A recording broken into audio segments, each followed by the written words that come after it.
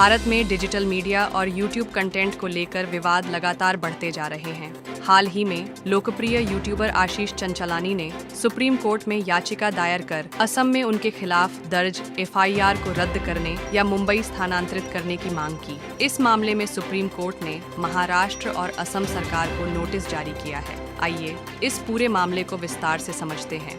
India's got latent एक YouTube show है जिसे पॉडकास्टर रणवीर अल्लाहबादिया द्वारा प्रस्तुत किया गया था। इस शो में कुछ चर्चित यूट्यूबर्स और कॉमेडियन शामिल थे, जिनमें आशीष चंचलानी, समय रैना, जसप्रीत सिंह और अपूर्वा मुखीजा भी शामिल हैं। शो में कथित तौर पर कुछ आपत्तिजनक टिप्पणियां की गईं, जिसके कारण असम में एफआईआर दर्ज की गई। इस मामले में गुवाहाटी पुलिस ने सबसे पहले रणवीर अल्लाहबादिया को मुख्य आरोपी बनाया है। शिकायतकर्ता ने आरोप लगाया कि इस शो के जरिए अश्लीलता और आपत्तिजनक कंटेंट को बढ़ावा दिया गया, जो भारतीय संस्कृति और समाज के खिलाफ है।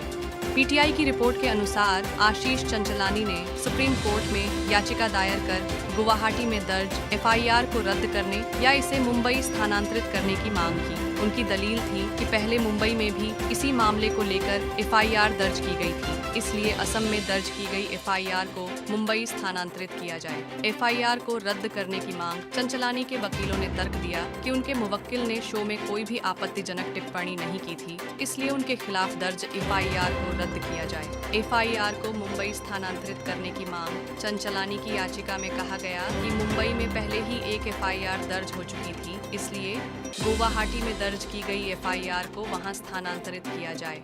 गुवाहाटी उच्च न्यायालय से अंतरिम राहत। गुवाहाटी हाई कोर्ट ने मंगलवार को चंचलानी को अंतरिम जमानत दी और उन्हें 10 दिनों के भीतर जांच अधिकारी के समक्ष उपस्थित होने का निर्देश दिया। गुवाहाटी साइबर पुलिस ने 10 फरवरी को एक शिकायत के आधार पर भारतीय दंड संहिता, सूचना प्रौद्योगिकी अधिनियम, सिनेमैटोग्राफ अधिनियम और महिलाओं के अश्लील चित्रण निषेध अधिनियम की विभिन्न धाराओं के तहत एफआईआर दर्ज की थी। इस एफआईआर में रणवीर अल्लाहबादिया, आशीष चंचलानी, समय रैना, जसप्रीत सिंह और अपूर्वा मुखीजा सहित कई लोगों के नाम शामिल किए गए। एफआईआर में लगाए गए आरोप कुछ तरह हैं: अश्लीलता को बढ़ावा देने का आरोप, भारतीय समाज और संस्कृति का अपमान करने का आरोप, महिलाओं के प्रति अनुचित सामग्री प्रसारित करने का आरोप, आईटी अधिनियम के तहत डिजिटल प्लेटफॉर्म पर अनुचित कंटेंट पोस्ट करने का आरोप। असम और महाराष्ट्र में सुप्रीम कोर्ट का नोटिस। चंचलानी की याचिका पर सुनवाई करते हुए सुप्रीम कोर्ट ने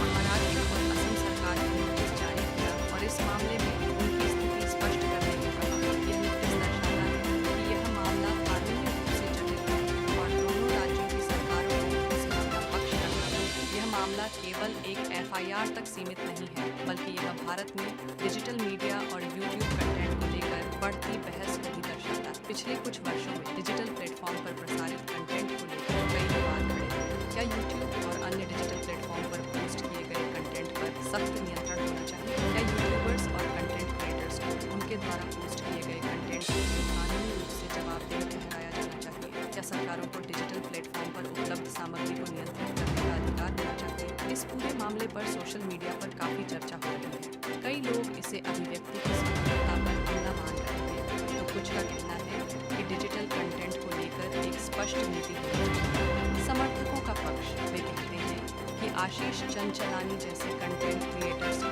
स्वतंत्र रूप से अपने विचार